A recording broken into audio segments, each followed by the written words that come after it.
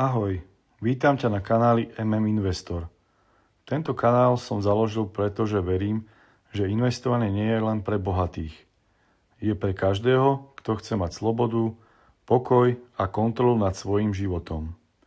A práve o tom tento kanál bude. Volám sa Michal a som úplne obyčajný človek.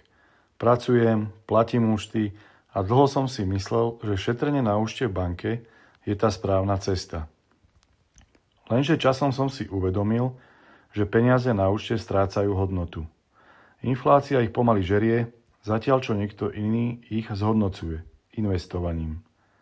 A tak som sa začal zaujímať o to, ako funguje svet peňazí.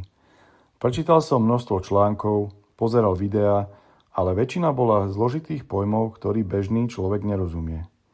Preto som si povedal, že chcem vytvoriť niečo jednoduché a hlavne zrozumiteľné. Tak vznikol Investor. Na tomto kanáli ti ukážem, ako začať investovať od nuly. Vysvetlím, čo sú ETF fondy, akcie, dividendy a ako si vytvoriť vlastné investičné portfólio. Nebudem ti hovoriť, kam máš dať svoje peniaze, namiesto toho ti ukážem, ako rozmýšľať ako investor, ako si nastaviť ciele, plán a rozumieť riziku aj výnosu.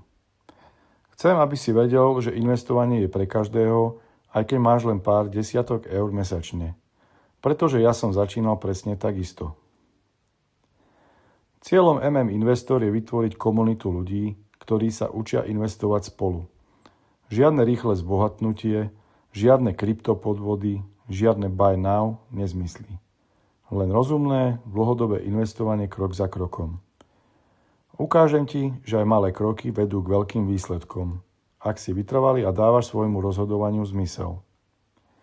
Ak ťa zaujíma, ako si vybudovať finančnú slobodu, klikni na odoberať, daj like a napíš do komentára, čo by si sa chcel o investovaní naučiť. Toto je len začiatok. Vítaj v komunite Investor.